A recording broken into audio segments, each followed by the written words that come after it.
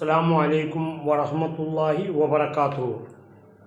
നമ്മൾ അറബി വ്യാകരണത്തിലെ 16-ാമത്തെ ലെസൺ പാഠം 16 പഠിക്കുന്നത്. അത് ഇസ്മുൽ മൗസൂലാണ്. എന്താണ് ഇസ്മുൽ മൗസൂൽ? ഇസ്മുൽ മൗസൂൽ എന്നത് ആൾ, അത്, ആരാണ്, ഏത്. അതായത് ഇംഗ്ലീഷിൽ നമുക്ക് പറയാം those, who, the one who എന്നീ അർത്ഥങ്ങൾ നൽകുന്ന പ്രത്യേക നാമമാണ്. അപ്പോൾ ഇസ്മുൽ മൗസൂൽ നാമാണ്, ഇസ്മാണ്. ഇതിന് ശേഷം വരുന്ന വാക്യം സ്വലത്തുൽ മൗസൂൽ എന്ന് പറയും. സ്വലത്തുൽ മൗസൂദിൻ്റെ ശേഷം വരുന്ന, ഇസ്മുൽ മൗസൂലിന് ശേഷം വരുന്ന വാക്യത്തിനാണ് സ്വലത്തുൽ മൗസൂൽ എന്ന് പറയും. ഉദാഹരണം, ജാഅല്ലദീ നജഅ, ജാഅ വന്നു, അല്ലദീ ഒരാൾ, നജഅ വിജയിച്ച. അപ്പോൾ അല്ലദീ വിജയിച്ച ആൾ ആരാണ് വന്നതെന്ന് ചോദിക്കുകയാണ്. നജഅ എന്ന് പറഞ്ഞാൽ വിജയിച്ചു. അപ്പോൾ അതിനെ നമ്മൾ സ്വലത്തുൽ മൗസൂൽ എന്നാണ് പറയുന്നത്, സ്വലത്തുൽ മൗസൂൽ. അപ്പോൾ ഇസ്മു മൗസൂൽ ബന്ധക സൂചക സർവനാമങ്ങളാണ്. വന്ന ആ മനുഷ്യൻ, പഠിക്കുന്ന ആ വിദ്യാർത്ഥി, വിശ്വസിച്ചവർ, ഇവയിലെ ആയെ ആശയം അറബിയിൽ ഇസ്മുൽ മൗസൂൽ ഉപയോഗിച്ച് പറയും. ആ ചെയ്യുന്ന എന്നൊക്കെ പറഞ്ഞ ആശയെ അത് ഇസ്മുൽ മൗസൂൽ വെച്ചിട്ടാണ് പറയുക. ഉദാഹരണമായിട്ട് നമുക്ക് നോക്കുക, ആ ചെയ്യുന്നവൻ മലയാളത്തിൽ ഏകവചനാണ്, അല്ലദീ. അപ്പം അതിനെന്താ പറയുക? അല്ലദീ. ഇനി ആ ചെയ്യുന്നവൾ പെണ്ണ്, ഏകവചനം, അല്ലത്തി. അപ്പം ആണിനി അല്ലതി, പെണ്ണിനി അല്ലത്തി. അല്ലത്തി എന്ന് പറഞ്ഞാൽ ആ ചെയ്യുന്നവൾ, അല്ലതി എന്ന് പറഞ്ഞാൽ ആ ചെയ്യുന്നവൻ.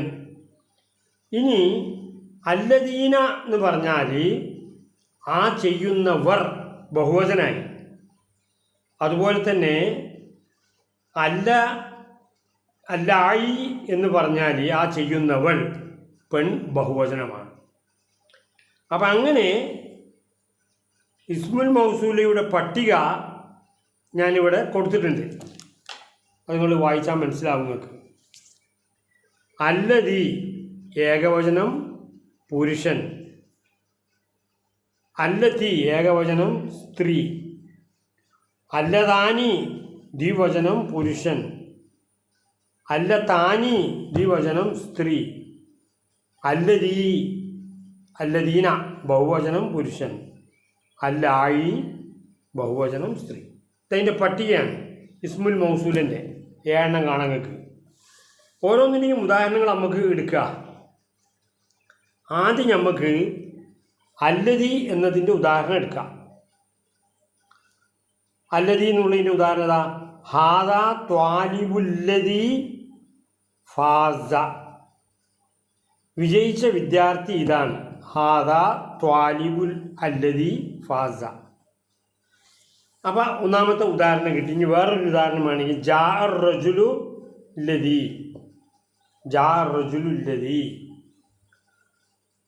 പിന്നെ ഖറഉൽ ഖുർആൻ. അപ്പോൾ ജാഅ റജുലു ലദീ ഖറഉൽ ഖുർആൻ എന്ന് പറഞ്ഞാൽ ഖുർആൻ വായിച്ച ആ മനുഷ്യൻ വന്നു എന്നാണ്. ഇനി രണ്ടാമത്തേത് അല്ലത്തീൻ്റെ ഉദാഹരണം എടുക്കുക. ആദിയിൽ ബൈത്ത ലതീ ഖറൗത, വായിച്ച പെൺകുട്ടി ഇതാണ്. ഹാദിഹിൽ ബിന്ത പെൺകുട്ടി, ഹാദിഹിൽ ബിന്ത ലത്തി, അവിടെ സ്ത്രീലിംഗാണ് ഉപയോഗിക്കുന്നത്. ഖറൗത വായിച്ച പെൺകുട്ടി ഇതാണ്, അല്ലത്തി എന്നുള്ളത്. അതിന് വേറൊരു ഉദാഹരണം, അൽ മറഅത്തുല്ലദീ സ്വല്ല, നമസ്കരിച്ച ആ സ്ത്രീ. മൂന്നാമത്തെ ഉദാഹരണം അല്ലദാനി. ജാഅല്ലദാനി അജ്തഹദ, പരിശ്രമിച്ച 2 പുരുഷന്മാർ വന്നു. അപ്പോൾ അതിൽ എന്താ വന്നത്? അല്ലദാനിയാണ്, പരിശ്രമിച്ച. അപ്പോൾ അതിൽ ഇസ്മു മൗസൂലിന് ശേഷം വരുന്ന വാക്യം സിലത്തുൽ മൗസൂൽ എന്നാണ് പറയുക. സിലത്തുൽ മൗസൂൽ. അപ്പം അതിന് ഉദാഹരണങ്ങൾ അങ്ങനെ പറഞ്ഞു വന്നല്ലോ. സിലത്തുൽ മൗസൂൽ അത് എന്തിൻ്റെ ശേഷമാണ് വരിക? ഇസ്മു മൗസൂലിൻ്റെ ശേഷമാണ് വരിക. ജാഅല്ലദീ കതബ ദർസ, അല്ലദീ ഇസ്മുൽ മൗസൂലാണ്, കതബ അതിന് ശേഷം വന്ന സിലത്തുൽ മൗസൂലാണ്. അപ്പോൾ സിലത്തുൽ മൗസൂൽ എപ്പോഴാണ് വരിക? ഇസ്മുൽ മൗസൂലിൻ്റെ തൊട്ടടുത്ത് തന്നെ ഉണ്ടാവുക സിലത്തുൽ മൗസൂൽ. രണ്ടും നൗൺ തന്നെയാണ്. അൽ ആയിദ തിരിച്ചു വരുന്ന സർവനാമം. ഇസ്മുൽ മൗസൂലിലേക്ക് സ്വലത്തുൽ മൗസൂല തിരികെ സൂചിപ്പിക്കുന്ന ഒരു സർവനാമം ഉണ്ടായിരിക്കും. ചിലപ്പോൾ അത് വ്യക്തമായി വരും, ചിലപ്പോൾ ക്രിയയിൽ മറഞ്ഞിരിക്കും. ഉദാഹരണ അക്രമത്തുല്ലദീ റഅയ്തഹു, അവിടെ മടങ്ങി വന്നത് ഹൂ എന്നുകൊണ്ടാണ്. ഖുർആനിലെ ഉദാഹരണങ്ങൾ നമ്മൾ പരിശോധിക്കുക. അൽഹംദുലില്ലാഹില്ലദീ ഖലഖസ്സമാവാതി വൽ അർദ്, ആകാശങ്ങളും ഭൂമിയും സൃഷ്ടിച്ച അള്ളാഹുവിനാണ് സ്തുതി. അല്ലദീ യുഅ്മിനൂന ബിൽ ഗൈബി, അല്ലദീന യുഅ്മിനൂന ബിൽ ഗൈബി, ആ അദൃശ്യത്തിൽ വിശ്വസിക്കുന്നവർ. വല്ലദീന ആമനു വഅമിലു സ്വാലിഹാത്തി, വിശ്വസിക്കുകയും സൽക്കർമ്മങ്ങൾ പ്രവർത്തിക്കുകയും ചെയ്തവർ. ശ്രദ്ധിക്കേണ്ട കാര്യം എന്താണെന്ന് വെച്ചാൽ ഇസ്മുൽ മൗസൂലിന് ശേഷം സിലത്തുൽ മൗസൂൽ വരും, നിർബന്ധമായി ഉണ്ടായിരിക്കുന്ന അർത്ഥം. പൂർണ്ണമായ സിലത്തുൽ മൗസൂൽ വാക്യമായിരിക്കും. ഇസ്മുൽ മൗസൂൽ ലിംഗത്തിനും എണ്ണത്തിനും അനുസരിച്ച് മാറും. അതാണ് ലിംഗം, സ്ത്രീലിംഗം, പുല്ലിംഗം, അതിനനുസരിച്ചിട്ട് ഏകവചനം, ബഹുവചനം അതൊക്കെ മാറിക്കൊണ്ടിരിക്കുന്ന അർത്ഥം. ഖുർആനിൽ ഏറ്റവും കൂടുതൽ കാണുന്നത് അല്ലദീന, അതുപോലെ തന്നെ അല്ലദീന, അല്ലദീനയാണ് ഏറ്റവും കൂടുതൽ ഖുർആനിൽ വന്നിട്ടുള്ളത്. ഇനി നമുക്ക് ഓർക്കാൻ എന്ത് ചെയ്യണമെന്ന് വെച്ചാൽ അല്ലദീ ഒരു പുരുഷനാണ്, അല്ലത്തി ഒരു സ്ത്രീയാണ്, അല്ലദാനി 2 പുരുഷന്മാരാണ്, അല്ലത്താനി 2 സ്ത്രീകളാണ്, അല്ലദീന നിരവധി പുരുഷന്മാരാണ്, അല്ലായി നിരവധി സ്ത്രീകൾ. അപ്പോൾ ഇതാണ് ഇസ്മുൽ മൗസൂലിനെ കൊണ്ട് ഉദ്ദേശിക്കുന്നത്. ഇന്നത്തെ പാഠത്തിൻ്റെ സംഗ്രഹം എന്താണെന്ന് വെച്ചാൽ ഇസ്മുൽ മൗസൂൽ എന്നത് ആരാണ്, ഏതാണ് എന്ന അർത്ഥം നൽകുന്ന ബന്ധനാമമാണ്. എന്തിനാണ് ബന്ധിപ്പിക്കുന്നത്? ഇതിന് ശേഷം വരുന്ന വിശദീകരണ വാക്യത്തെ സിലത്തുൽ മൗസൂൽ എന്നാണ് പറയുക. ആ വാക്യത്തിൽ ഇസ്മുൽ മൗസൂലിലേക്ക് തിരിച്ചു സൂചിപ്പിക്കുന്ന ഘടകത്തെ അൽ ആയിദ എന്നാണ് പറയുക. ലിംഗവും എണ്ണവും അനുസരിച്ച് ഇസ്മുൽ മൗസൂലിൻ്റെ രൂപം മാറുന്നു. അതാണ് ഒരു പ്രത്യേകത.